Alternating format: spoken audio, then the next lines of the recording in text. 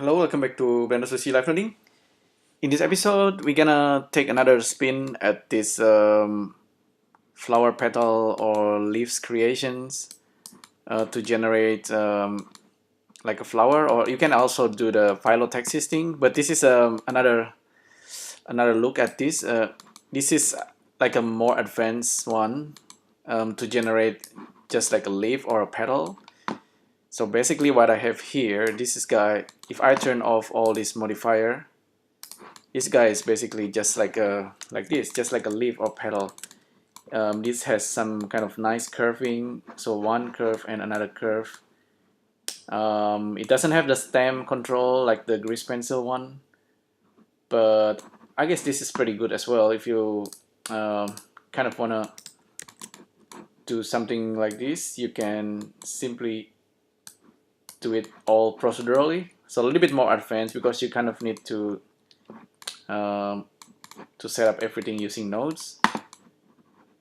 It would be nice if you have like a grease pencil control as well for the stem, but maybe that's for the future. You can use curve modifier in Blender to do that.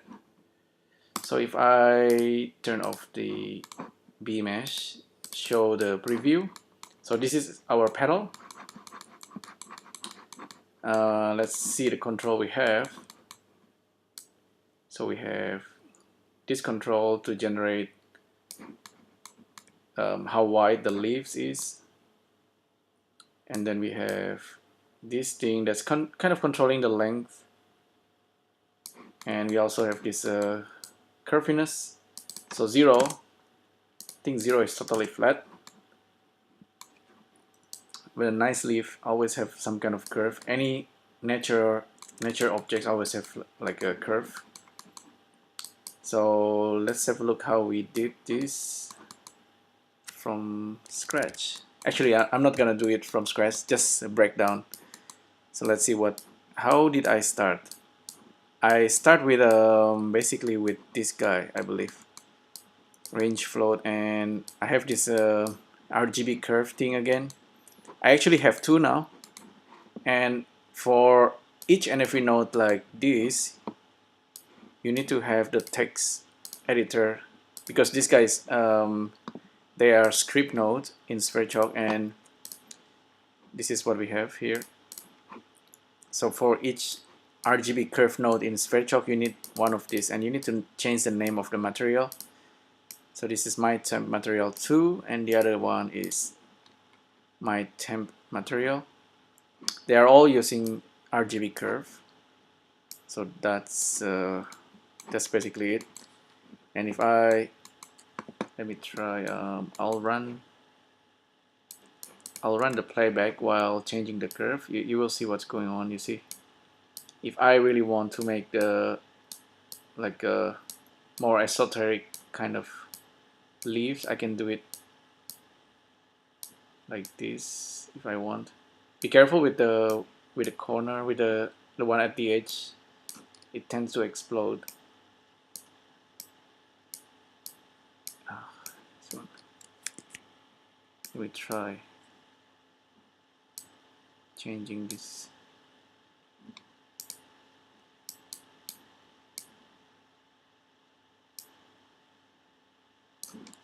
Okay, let's update it. Okay, that's a bit weird. Let's get rid of reset view, auto handle. I'll reset the curve. So now we have something like that. We want it to be curvy.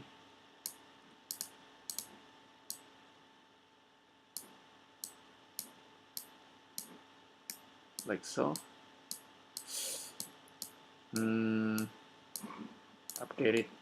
Okay, back to where we have before. So I have a list reverse. I think I'm reversing the direction of the curve. So one is sharper and the other one is like flat like that. And the next thing we have, okay, this is another multiplier. And we have list split, whatever, align.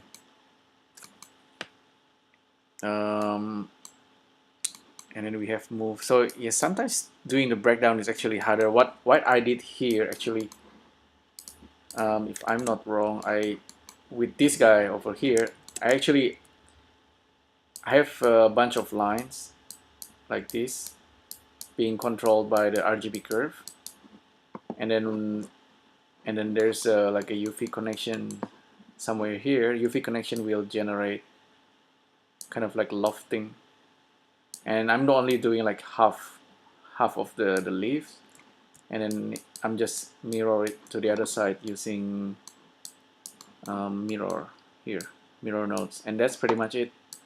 It's a bit complicated because there's like a flip normal thing, and there's this list join, but actually joining the left and the right side, and then there's a remove double. Actually, it's fairly simple once you understand the whole process. I can try to do it from scratch, but no. This is there's this matrix thing here. This is the viewer matrix. I can actually just hide it,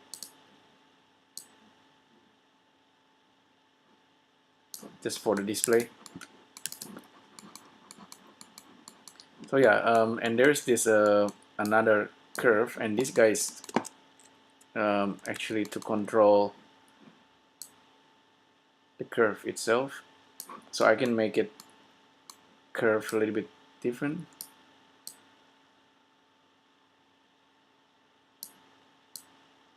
Yeah, I think just make it like that. I'll stop the playback.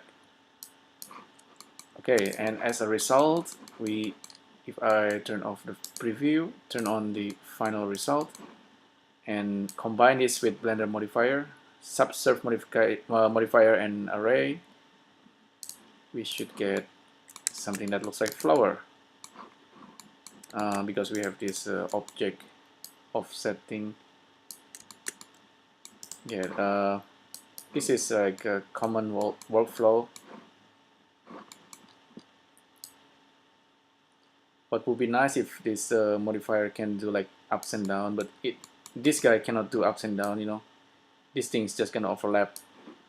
Maybe you can kind of cheat around that,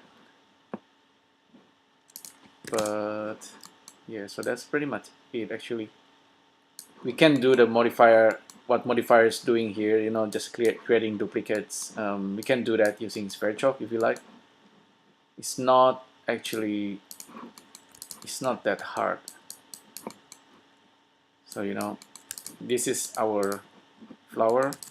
We just need to, I think, provide a matrix in, plug this guy in, and location, circle. We can use circle for the location, and this will generate, you know, like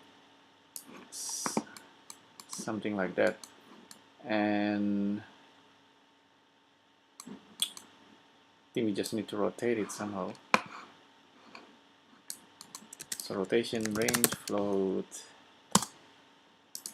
count, how many? 12, make it 11, step, 360, 12, 30 degrees. So, oh, okay, that's interesting. What? Maybe because I moved this.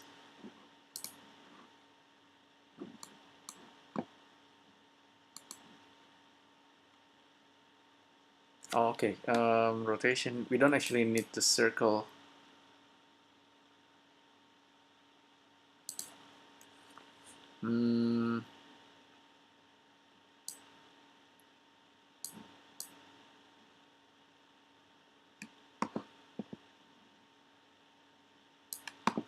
Maybe it's not the circle that we need. Just like actually, just the rotation seems to work. But they are also overlapping. 30, 12. Yeah, but you can always make it ups and down, you know.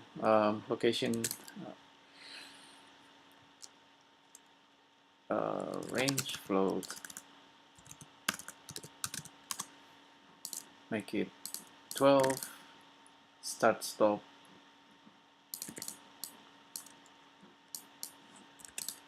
gonna be vector in, plug into the z-axis, and you want to make it ups and down. Just use a sine wave and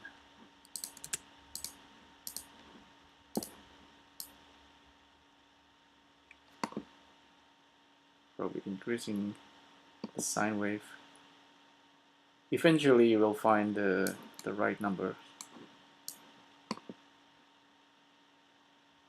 There's a bit of variations there. If you want it, double it. Actually 24 times 30, 360 divided by 24. Yeah, something different. You can also randomize the scale if you like, but that's the whole workflow. You can do it inside Fairchalk or here, and if I'm not wrong, you can just merge, and you have a single object that you can duplicate many times. Delete this. Probably just use array.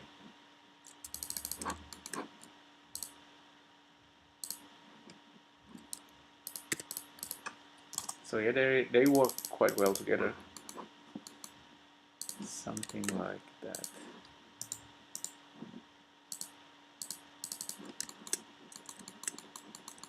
Okay, so yeah, that's another quick look at the creation of procedural leaf using Fairchalk add-on.